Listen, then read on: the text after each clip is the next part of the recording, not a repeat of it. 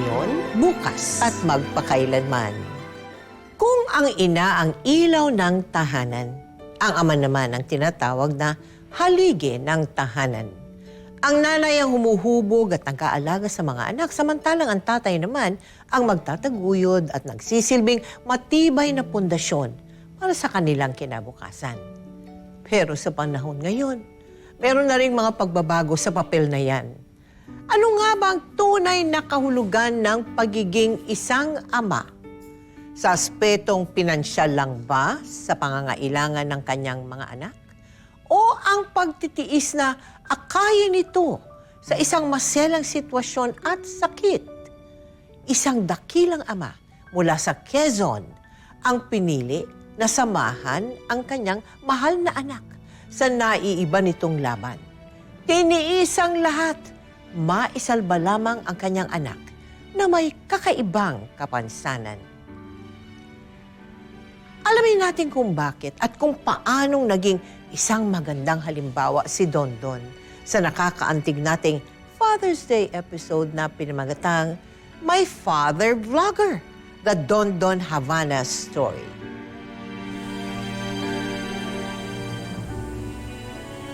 Dondon, anak, saan ba talaga tayo pupunta? Ha? Uwi na tayo, kayo na ka pa nagmamadali eh. Nay, pinilit ko po kasi si Lola kung nasan daw si tatay. Eh, dito raw po nakatira ang tatay. Bakit pa? Hindi na kayo kailangan magkita pa. Nasa tiyan pa lang kita, iniwan na tayo ng tatay mo. Hindi ba iniwan kita sa mga lolo't lola mo para makapagtrabaho ako? Halika na. Umuwi na tayo, umuwi na tayo. Nay, pakiramdam ko kasi hindi buo yung sarili ko. Baka mayan at matanong ko man lang siya kung ba't niya tayo iniwan. Kung bakit niya ako tinalikuran. Kahit ngayon lang, Nay. Ay.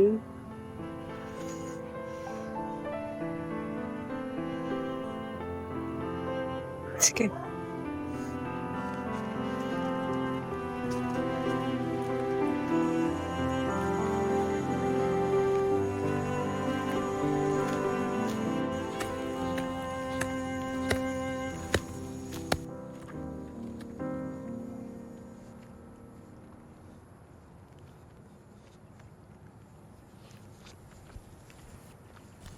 Manong?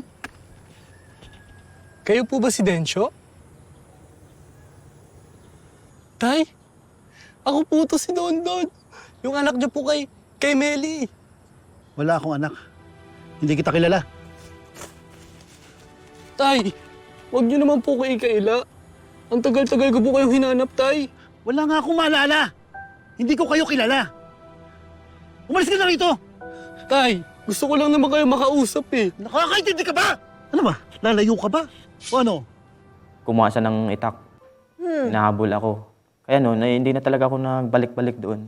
Mas pinili ko na lang na dito na ako sa lola ko, bumalik ulit ako. Wala kang kapatid, Don? Meron po, nandun din po. Nasaan doon? Sa tatay nga po namin. Kasi sila lang po yung tinatanggap na anak niya. Ikaw lang ang tinatatuan niya na hindi ka daw anak. Opo, ako lang pong hindi tinatanggap. Oo. Tinanong mo ba yan sa mama mo? Eh sabi ko ng mama ko, siya daw po ang tatay ko talaga kasi umalis daw po siya, 5 buwan na daw yung tiyan. Oo. Kasi siguro sa galit, hindi niya matanggap na umalis si mama. Kaya pati ako damay na. Kalimutan mo na nakita mo ko ngayong araw na to. Dahil hindi kita kikilalanin, anak! Umalis na kayo rito. At huwag na kayong babalik! Tay! Tay! Tay! Tay! Tay! Tay! Mahal, Tay! mahal, Tay! mahal, gising!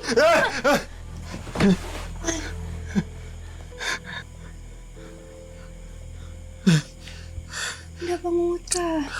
Ha? Ayos ka lang ba? Panaginipan ko ulit si tatay. Panaginipan ko yung tatabuyan niya ako, tinatakwil niya ako. Mahal, huwag mo iisip yun, ha? Huwag na ganun. Ikaw ang nahihirapan eh. Kung gusto mo pa makita yung tatay mo, diba hindi na? Salbahe ang tatay mo. Napaiyak ka. Pinapangako ko. Hindi ako magiging katulad ng tatay ko. Ay, wala ka sa akin, hindi mangyayari yun. Mabuti kang ama. Sige na, umalik ka na ng tulog, ha? Magdasal ka. Mag-aalas 5 na rin, gigisingin ko na si Jepoy. Sige na.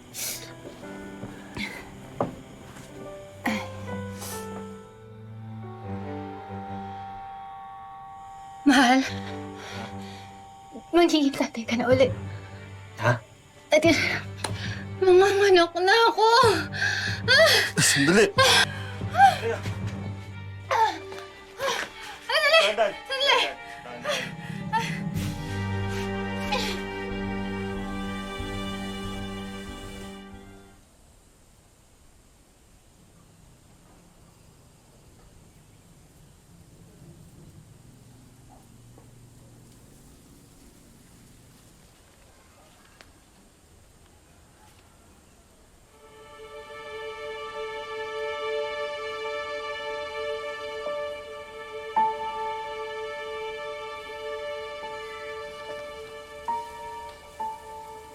Nan, umuwi ho muna kaya kayo. Ako na ho muna magbabantay. Si Jepoy naman po, naiwan ko na muna ka na Nanang Pasing. Hoy, sige. Nagpaalam naman ako doon sa amo ko eh. Gusto ko lang naman malaman kung anong lagay ng asawa mo at saka ng anak nyo. Teka, ano ba yung resibong hawak mo? Para lang ho sa mga gamot ni Melvic tsaka Dextrose po. Huwag kang mag-alala, tutulong ako. Pero teka, akala ko ba dadalhin dito yung apo ko? Nasaan na siya? Naobserbahan pa ho na eh. Hindi pa raw ho pwedeng dalhin dito. Bakit? May problema ba? May problema ba sa apo ko? Anak, anong problema? May diferensya ba sa apo ko?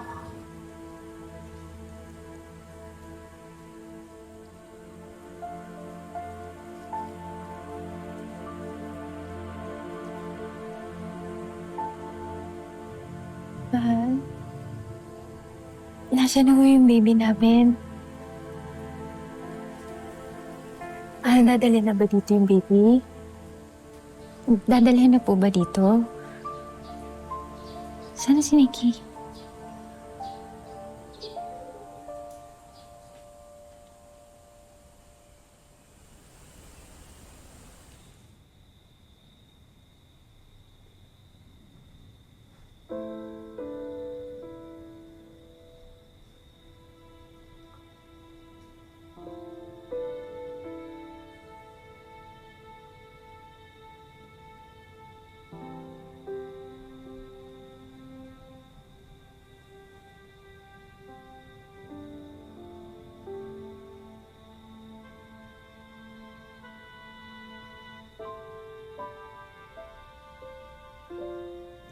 Imperforate anus po ang tawag doon, sir.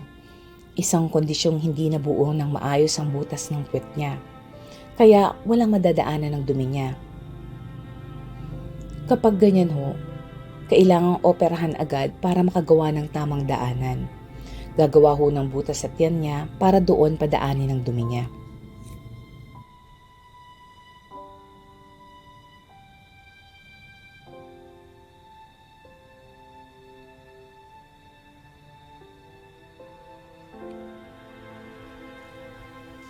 Hindi bali, anak. Gagawa ng paraan si Papa.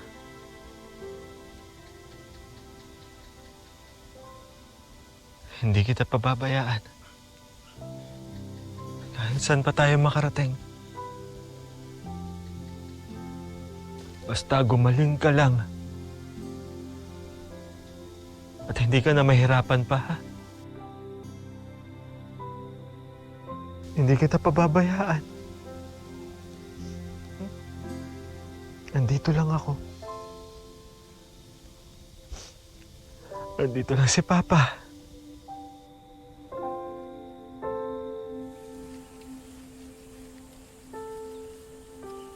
Ano nangyari sa second child niyo? Malusog naman daw ang pagbubuntis niya, kaso nung ipinanganak na nga po, nagtataka kami sa ari na daan yung dumi niya. Kaya sabi ng doktor, kung hindi na ito nagapan, baka kinabukasan wala na. Tinusok po nung catheter.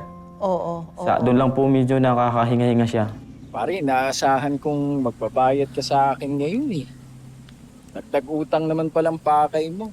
Medyo kinapos lang talaga eh. Kasi 500 piso yung isang colostomy bag ng anak ko eh.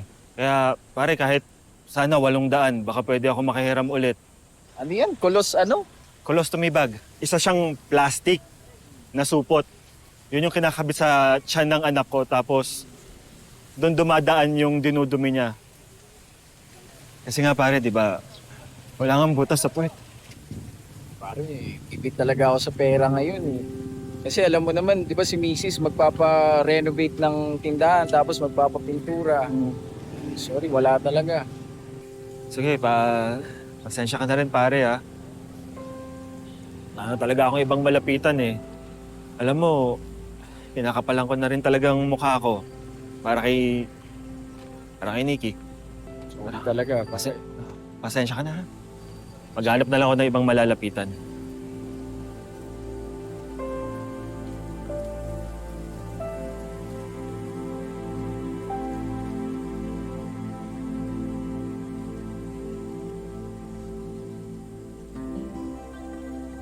Don!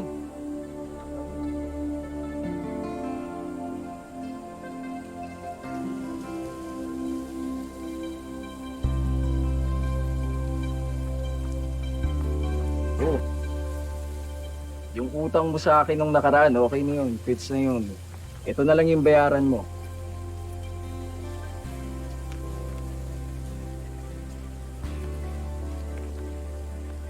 Sige na. Magdramahan pa tayo dito. Okay na yan. Para kay Nikki. Para kay Nikki. Kaya mo yan.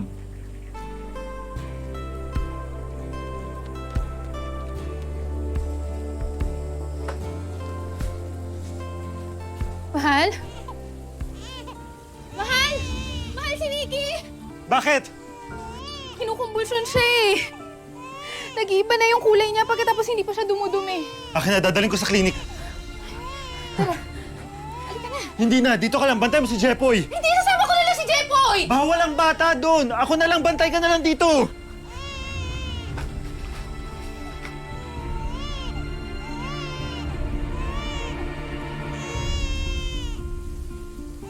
Paring Moy! Paring Moy, tulong! Paring Moy, tulungan mo ako. Si Nikki kinukumbulsyon. Pakiusap. Dali natin sila sa center. Sige, tara, bilis.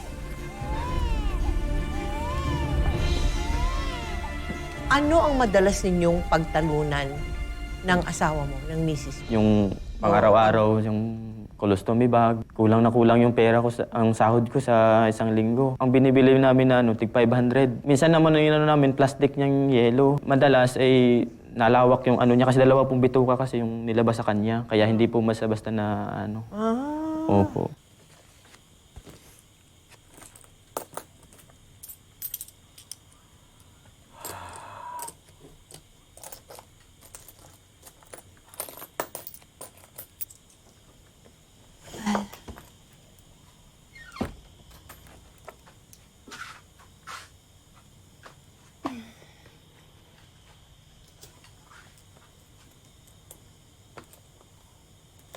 Gabi ka na lang nagbibilang ng pera.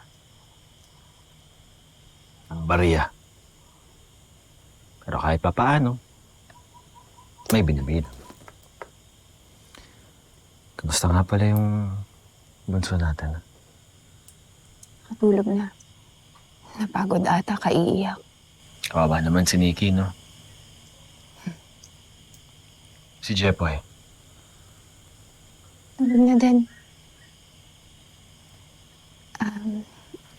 Mahal, sa makalawang buwan nga pala, papasok na si Jepoy sa eskwelahan.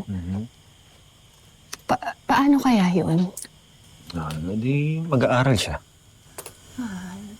Alam mo naman na kahit public school, may mga kailangang bayaran doon, hindi ba?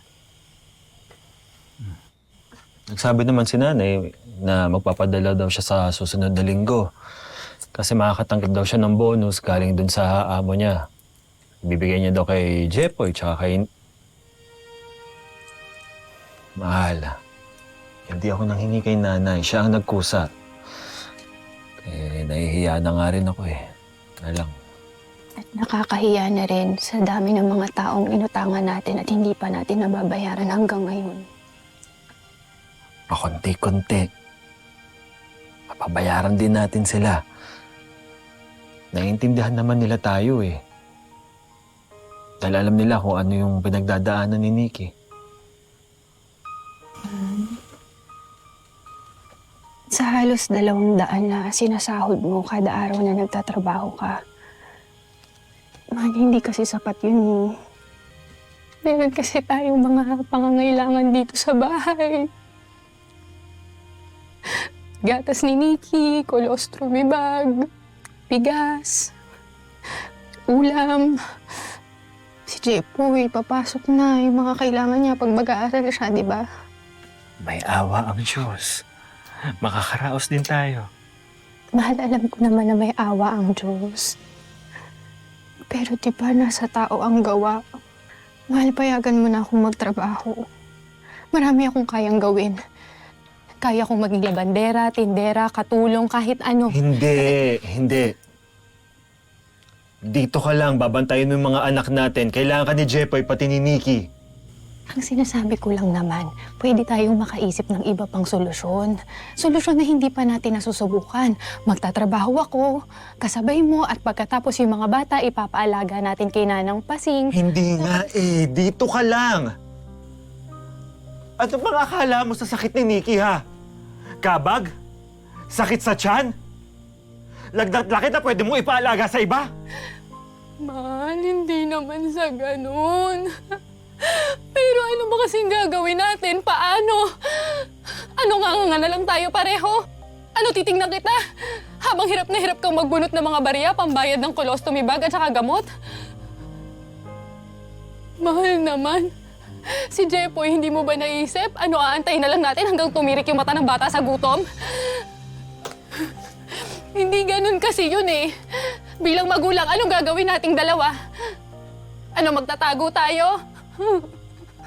Magtatago tayo sa mga kinakautangan natin. Ay! Saan pa pupunta tong usapan na to? Sa tingin mo ba wala akong ginagawang paraan? Nagkukulang ba ako bilang ama? Bilang asawa? Hindi yun yung ibig kong sabihin. Alam mo yan. Ang sa akin lang yung paraan kasi na alam mo, mangutang ng mangutang. Doon naman. Lagi na lang tayo nakaasa sa awa ng nanay mo. Palagi mo na lang sinasabi, ipagpapa-Diyos, ipagpapa-Diyos. Naniniwala din naman ako sa Ama. Pero mahal, tinatanong ko na yung sarili ko gabi-gabi. Nakikita ba talaga tayo ng Diyos? Kasi bakit ganun? May sakit pa rin si Nikki. Hirap na nga tayo sa kalooban. Hirap pa tayo sa buhay. Ang gusto ko lang naman, hayaan mo akong tulungan ka. Mahal kita Pero doon, nauubos na ako. Inuubos mo ako Makinig ka sa akin kasi asawa mo ako. Anak ko rin si Nikki. Gusto ko rin tumulong.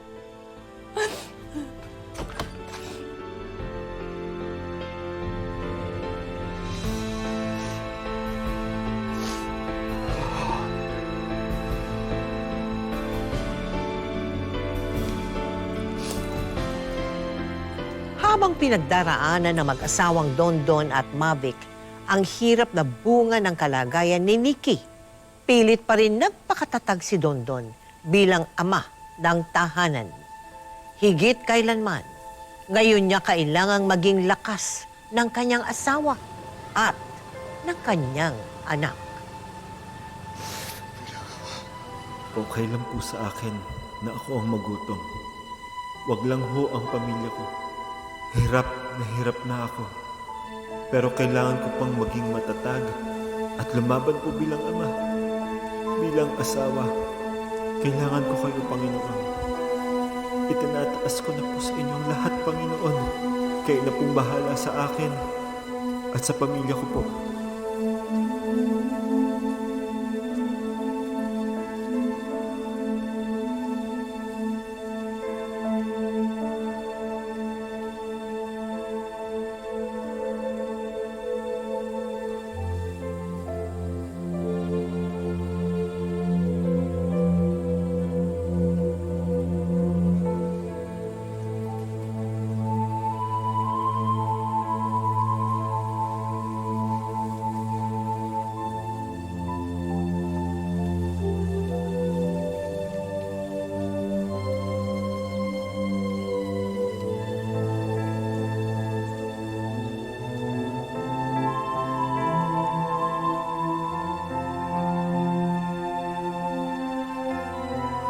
Tuloy pa rin ang buhay para sa mag-asawang Dondon at Mavic sa kabila ng hirap na kanilang pinagdaraanan.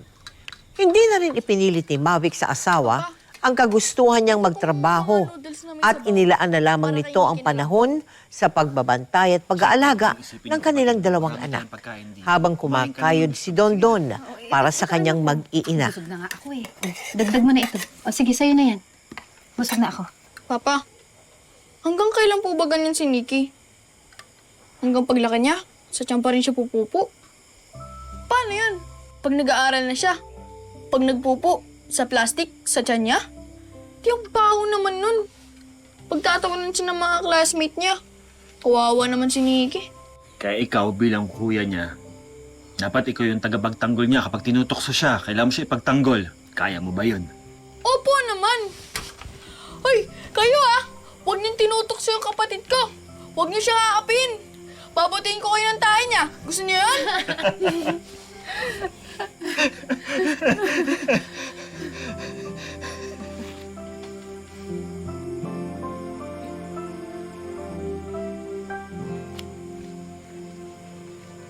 Sorry po. Papa, bibiro lang naman po ako tungkol sa sakit ni Nikki eh. Kapag sorry anak, alam ko namang nagbibiro ka lang eh. Kaya ngayon lang tayo naging ganito ulit. Yung tumatawa ng masaya talaga. Tsaka anak, walang sakit ang kapatid mo. Hindi yung sakit. Alam ko po yun, Papa. Hindi po papabayaan ni Jesus si Nikki. Tsaka hanggang paglaki niya, ako po ang magbabantay at magtatanggol sa kanya. Love ko po si Nikki. Love ko rin po kayo, Papa, Mama. Mahal natin si Nikki, anak. Magiging masaya rin tayo. Gagaling din yung kapatid mo. Ikaw, si Nikki, papa mo, ako. Tayong apat, magkasama. Para kay Nikki. Para kay Nikki. Para po kay Nikki. Ay ka na, anak. Ano ang madalas mo sabihin kay Nikki kapag siya ay nakikita mong may dinadamdam na sakit? Sinasabi lang po namin na tiis-tiis lang, malapit ka nang gagaling. Yun lang po lagi namin inaano. Pag magkano ka tayo, papasok ka na. Kasi lagi niyang sinasabi na pag magaling na siya, papasok na siya sa school. Gusto niya Opo. mag-schooling. Oh. Opo. Kaya lang po namin yung sinasabi namin na huwag ka nang umiyak. Kasi madalas siya pag na, kahit tating gabi, meron siyang nararamdaman, naiyak, parang nahahapdian. Madalas pati siya nagdadiarrhea. Puro tubig yung niya. Kasi hindi niya maano yung pagkain niya. Mahinang panunaw. Yun pong madalas niya na iniinda palagi. Isang pediatric surgeon ang pwedeng gumawa ng ganong klase na operasyon. At wala tayo nandito. Kailangan mo siyang dalhin sa Maynila. Dok, kakayanin ho kaya ng anak ko yung operasyon? Depende sa kaso ng anak mo. Pwedeng makuha sa 1 o 2 operasyon o minsan mahigit sa 2 operasyon. Depende sa proseso. Mr. Havana, may series of tests pa na dapat gawin sa kanya. Rare case ang kaso ng mga ganyang bata na isinisilang. Kapag naoperahan ho yung anak ko, hindi niya na po kakailanganin yung colostomy bag? Gaya ng sinabi ko sa inyo, operable yan. Pero malaki ang pag-asa nating hindi na siya gagamit o magdedepende sa colostomy bag hanggang sa paglaki niya. Dok, magkano ho kaya yung aabutin ng operasyon? Maaring umabot yon ng hanggang 80,000 o mas mababa kung may isang public hospital na makakakuha ka ng assistance. Hanggat sa uwi namin ng bahay, tinatanong ako ng asawa ko, ano, okay ka lang? Sabi ko, okay lang ako. Pero sa dibdib ko, hindi ko alam kung anong gagawin. Inikot ko lahat ng ospital dyan, wala talaga. Hanggat naisipan ko, may midwife doon sa isang tinatrabahuan ko, sa isang mall. Naisipan ko, sabi ko, ma'am, meron po kayong alam na ano, nag-opera ng bata na yun yung walang butas sa ano. Sabi niya, hintayin mo yung ano, doktor na pupunta dito. Saka kami nabigyan ng referral po. Minsan sa isang buwan, 3 beses kami napunta dito. Oo. Gigising kami ng alas 12 o alauna ng madaling araw. Madaling araw? Opo. Bakit? Kasi para Napakaaga. pagdating namin dito, maunang kami sa pila, maunang kami sa listahan, Oo. para maunang kami matawag para makauwi agad Makauwi kami. naman kayo, hindi Opo. kayo gabihin. Opo. Ganun. Minsan kasi abutin kami ng alas 3 dyan, alas 4. Oo. Mga alas 10 na po kami minsan makakauwi doon. Mm. Kaya po madalas na ano namin. Ano, pagdating sa ospital, ano yung mga nakita mong kalagayan ng ibang child patients, yung mga batang pasyente? Marami, mas malala pa po yung iba. Oo. Oo, yung iba may ganun ding sakit kaso meron pang kumbaga kambal na sakit. Oo. Sabi ko, maswerte ka pa rin, sabi ko. Sabi ko sa kanya, tingnan mo mga bata, oh. Hindi naiyak kahit meron ng ano. Kasi siya, parang trauma na sa pag napunta ng ospital. Sa labas pa lang. Umiiyak na, o ayaw na. Ayaw na nang niyang pumasok. Oo. Oo nga naman. Sabi ko sa kanya, pag hindi tayo papasok dyan, hindi ka gagaling, sabi ko. Totoo ba, Nay? Akin na lang to? Ang linaw pa ng camera, Nay, oh. Oo. Alam mo, may nagbenta sa akin, mura lang. Eh, malay ko ba naman gumamit ng ganyang kahirap na cellphone? Okay na ako dun sa ginagamit kong cellphone, ha? Tsaka syempre, naisip kita. Pwede mong picturean at saka videohan yung mga anak mo. Di ba? Subukan ko nga, Nay. Jepoy! Anak! Tingin nga rito! Oh, Oh, Dino, oh. oo nga. Pogi, oh. Mahal! Oh! Lapas ka nga rito. Ano yan? Tingnan mo. Ah, ang ganda naman. Ano ba yan? Tao na yan! Di pa ako naliligaw! Nikki, anak. Tingin nga dito. Ayan. Pakit ka, mahal. Video mo si Nikki. Tapos, pa-discover mo. Baka pwede siya maging artista. Baka pwede siya sa horror. Pero, siya yung aswang. Che! Papa, si Kuya, inaasar na naman ako. Huwag mong pansinin yan.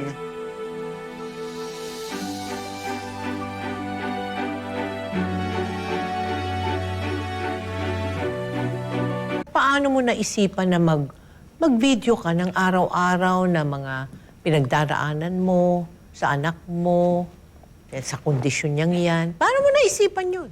Ang una po, sa akin lang talaga, hindi ko sinasama yung anak ko. Parang yung nararamdaman ko na ano ko lang, galing sa trabaho, bago ko umuwi sa bahay, yun ang ano-ano ako. Tapos biglang sabi ko, isasama ko yung anak ko. Kasi nung una, nahihiya ako kasi hindi naman talaga ako, nahihiya ako. Isama yung anak ko.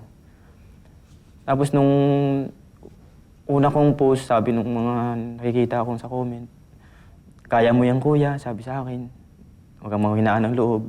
Nabuhayan ka na loob? Oo, nabuhayan ako. Meron din ako nakikitang comment na, di lang ikaw yung meron din akong ganito, anak ko ganito. Kaya doon ako nagsabi na, ay, kailangan galingan ko ba? Hanap ako ng paraan para ma-operahan agad tong anak ko. Dahan-dahan, anak, ha? Mainit pa? Hindi na. Hindi na po.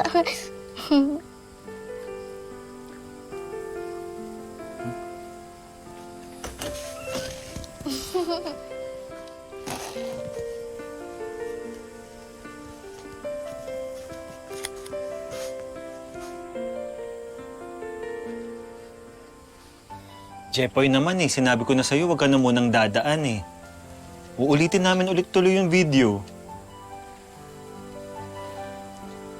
Dali lang.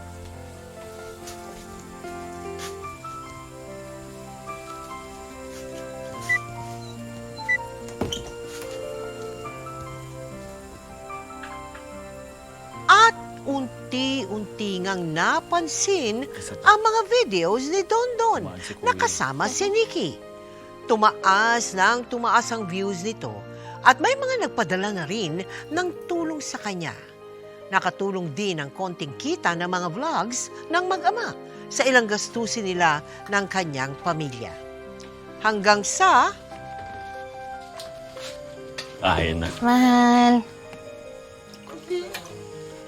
Ang galing naman mag-drawing ng anak ko. Manang-mana kay Papa to ah. Alam mo, pwede natin gawing content yan. Sandali.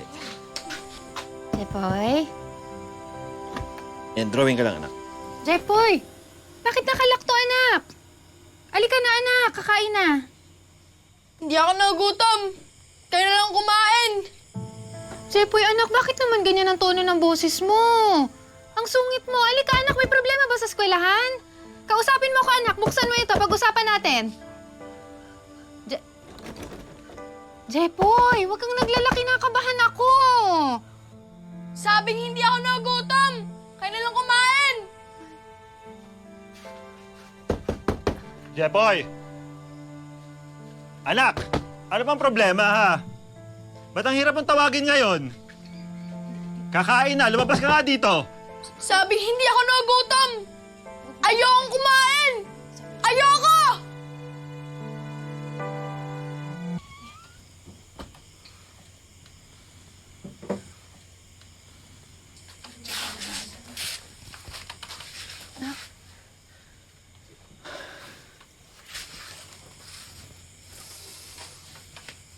Jepoy, anak. Ano bang problema? May nangyari ba? May problema ka ba sa school? Anong nangyayari? May nagawa ba kaming mali ng mama mo? Ako ba, meron? Siguro po, hindi po kayo ang may mali. Kayo po ni Mama. Ako po yata ang may mali. Kasi Kasi ano? Jepoy, Kasi lagi na lang si Nikki ang pinapansin mo. Tapos di ko rin po kayo makausap dahil nagbo-vlog po kayo ni Nikki. Parang si Nikki na lang ang mas importante sa inyo. Sorry po, Papa. Alam ko namang mahal mo po si Nikki. mahal ko kayong dalawa ng kapatid mo. Walang mas mahal, walang hindi masyadong mahal. Pantay kayong dalawa kaya mali ang iniisip mo. Mahal namin kayong dalawa ng mama mo. Mahal ko rin po kayo. Kayo, Mama. Nikki.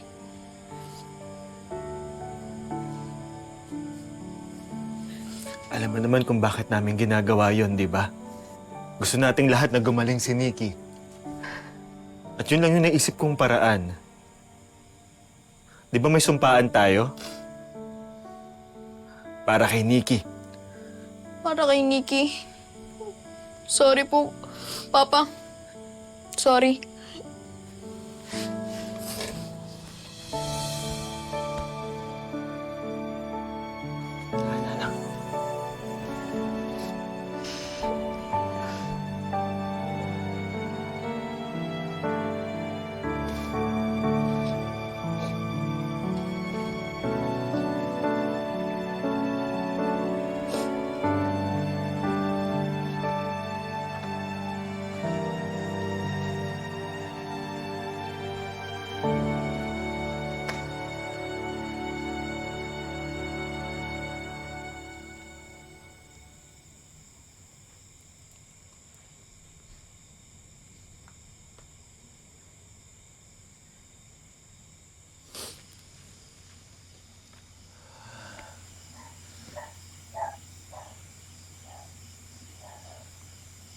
Panginoon,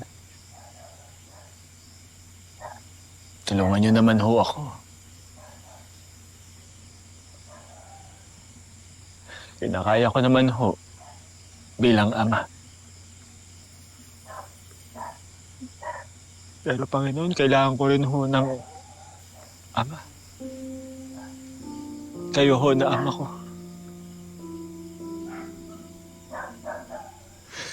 Panginoon, nakikiusap po ako. Tulungan niyo ho ako. Hirap na po ako.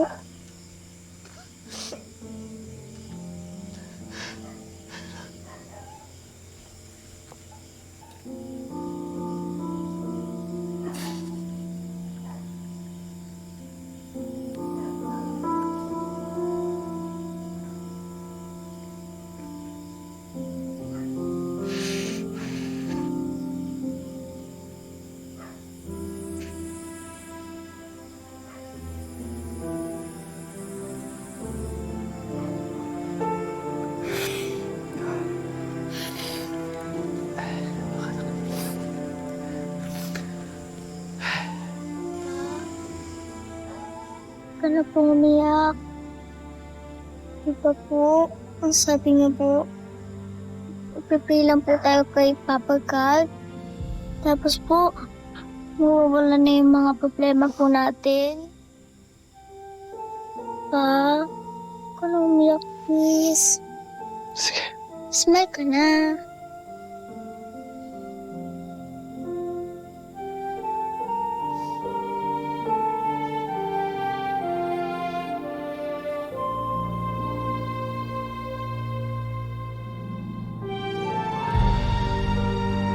May tumutulong din sa'yo doon. Mga tumutulong, nagpapadala ng pera para Meron sa po. anak mo. Panggatas po. Ah! Tapos, colostomy po pambili. Meron naman iba, magpapadala din ng colostomy bag na lang po. At yun nga. Opo. Eh, nakakatuwa naman pala. Mm.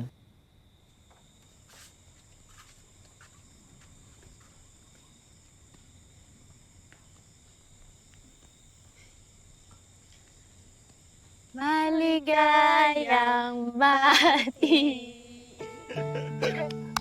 Salamat. Salamat.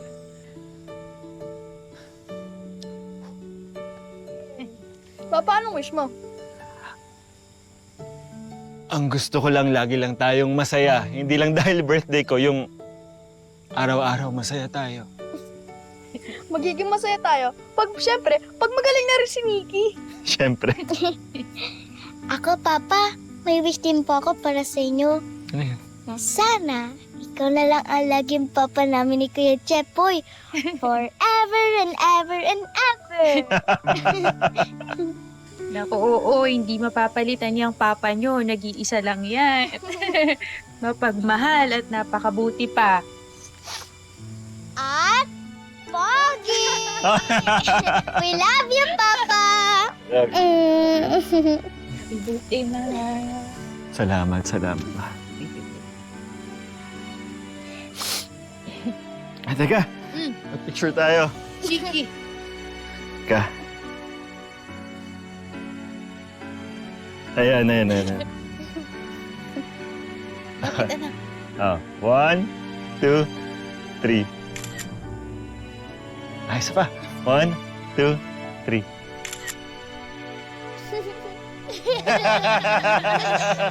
Ayan, meron tayong pag-upload.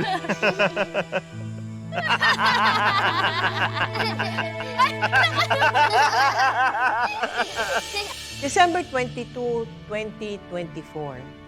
Ano yung nangyari sa araw? Una kong nakasahod po ako nun. Sumahod ka sa Facebook. Facebook? Opo. Doon sa vlog mo, sumahod ka. $26 po ata yun. Okay.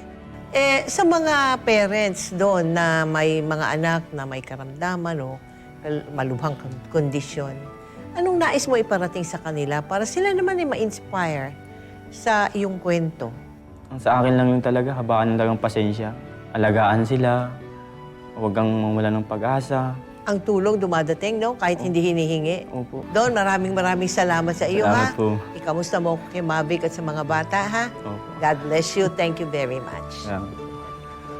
Sa pamamagitan ng social media, naipahatid ni Don ang kanyang mensahe kaugnay sa kaso ng kanyang anak. Hindi para gamitin ang awa sa maling paraan, kundi upang imulat ang kamalayan ng lahat ng magulang na may anak na gaya ni Nikki. Saludo ako sa iyo, Dondon. Yan ang tatay. Hindi iniiwan ang anak sa gitna ng hirap at kawalan ng lakas. Kaya mga ka-millennials, Gen Z at Gen Alpha, sabay-sabay nating batiin ang mga tatay, itay, papa, daddy, na gaya niya, ng Happy Father's Day. Ngayon, bukas, at magpakailanman.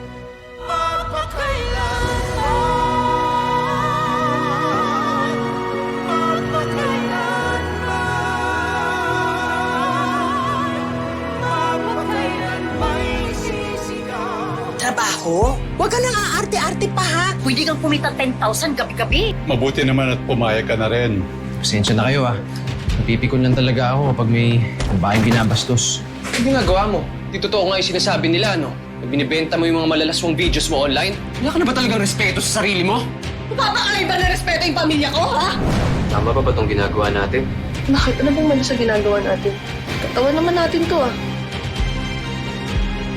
My ex-wife. Magpakailanman.